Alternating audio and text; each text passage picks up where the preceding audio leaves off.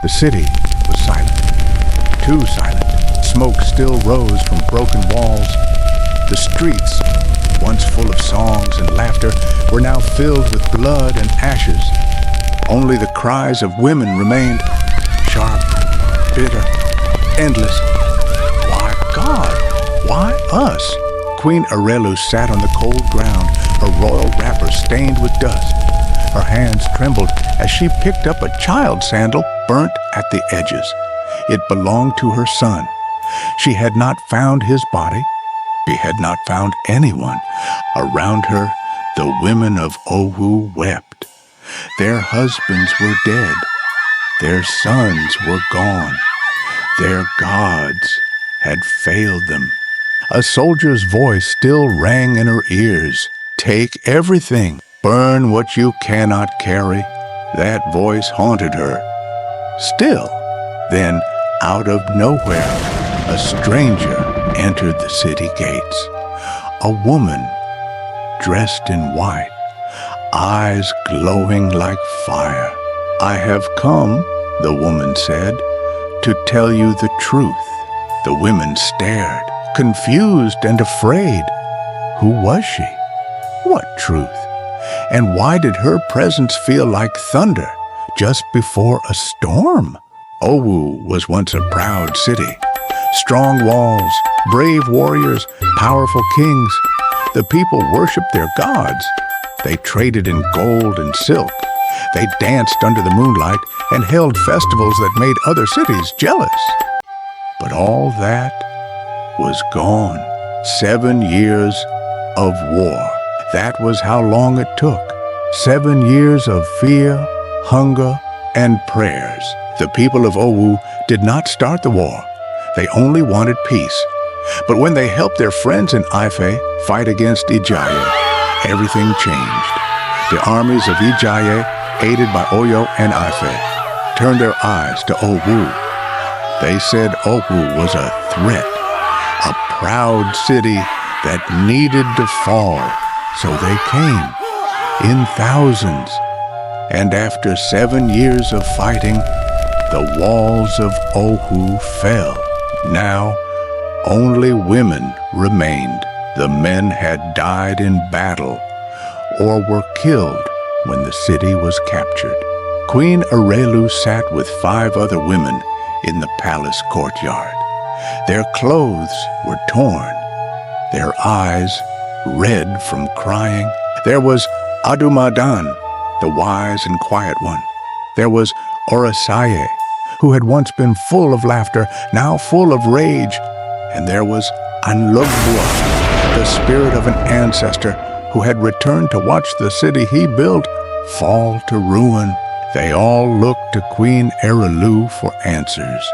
We trusted the gods, Orasaye said, her voice sharp. We gave them sacrifices. We obeyed their priests. Why didn't they save us? Queen Arelu shook her head. I don't know, she whispered. Then came the sound of footsteps. A woman, tall and dressed in white, entered the palace gates. Her eyes were strange, bright, deep. She looked like a priestess, but no one had seen her before. I am a messenger, the woman said. I bring truth. The women stood in silence, afraid, curious. The woman's name was Lawumi. She said she was no ordinary human. She had come to speak what the gods would not say. The gods are not deaf, she began. They heard your prayers, but they also heard the cries of those you harmed. What do you mean? Queen Arelu asked, her voice shaking. Lawumi looked at her. Did you not join hands with Ife to destroy Ijaye? Did you not celebrate their fall? The women looked at each other. You took part in evil, Lawumi said, and now evil has come to your doorstep. Orasaya stood up in anger. So this is our punishment? Yes, Lawumi replied. The gods did not fail you, you failed yourselves. The women sat in silence. Outside, the sound of flames crackled. Smoke rose, the city burned, and Lawumi stood tall, like a shadow from heaven. Her message heavy as a storm. The day grew darker, though it was still morning. The sun refused to shine over OWU. Lawumi's words stayed in the women's hearts like sharp stones. They sat in silence, their minds full of memories. Queen Arelu closed her eyes and remembered her son, Prince Adewale. He was brave, strong, and kind. He had led the soldiers of OWU with pride. Now he was gone, his sword broken, his body lost in the flames. I still see him in my dreams, she whispered, smiling, calling my name. Adumadan held her hand. We all lost someone. Suddenly, they heard shouting at the gates. The war generals had returned, not to fight, but to take. Shangangun, a rough man with cruel eyes, marched in with soldiers behind him. They had come to take the women as slaves, as war prizes.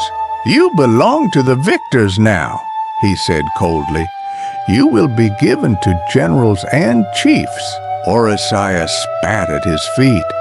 Over our dead bodies, Shangangun laughed. That can be arranged. As the soldiers moved forward, Lawumi raised her hand. A strong wind blew through the courtyard, stopping them in their tracks. She is protected by the spirits, Adumadan said in awe, but Lawumi did not smile. Her eyes were full of sadness. Even I cannot stop what must happen. What do you mean? Queen Arelu asked. Justice must run its course. Your suffering is not punishment. It is the echo of your actions. The women didn't know what to say. Then came another surprise. A young man named Akin arrived with a message. He was a soldier, but his heart was full of compassion. He had come to help. I saw what they did to Ijaye, he said. I saw the same horror here. This war must stop. He brought news that General Ishakun, one of the leaders of the attack, had grown tired of blood.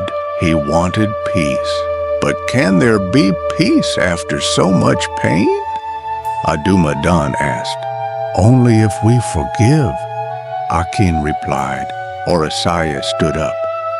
Forgive? After everything? After my husband was burned before my eyes? After they dragged my daughter away? Her voice cracked. Tears fell. Lawumi looked at her. Your pain is real, but pain grows when you feed it with hatred. Queen Arelu turned to the others. What do we choose? Hate or healing? They were silent. Outside, the soldiers waited with ropes and chains. But inside, a fire was burning, not of destruction, but of hope. Could OWU rise again? Could the women turn pain into power? Night fell. The stars came out, shining over the broken city. The women sat together for the last time. Tomorrow, they would be taken away to new lands, new homes, and unknown fates. Queen Arelu looked at each of them. We may be captives tomorrow, she said softly, but tonight we are still queens. They held hands. Lawumi stood before them. You still have a choice, she said. You can leave OWU with bitterness, or you can carry your story with pride. Our story is pain, Orasiah said. No, Lawumi replied. Your story is strength. You survived what others could not. Then, from the shadows, came an old woman. She was singing a slow, sad song. It was the ancient song of OWU. One by one, the women joined in. Their voices rose, cracked and broken, but strong. They sang of the past, of the kings, the laughter, the market days. They sang of fire, of death, of loss.